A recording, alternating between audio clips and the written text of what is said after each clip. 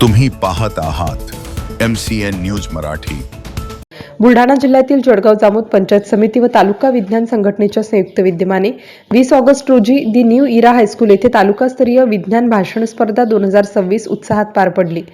India energy basket 2047 prospects and challenges या विषयावर विद्यार्थ्यांनी ऊर्जा गरजा, ऊर्जा संवर्धन, विविध ऊर्जा स्रोत, उपलब्ध संधी व भविष्यातील आव्हाने यावर प्रभावी विचार मांडले।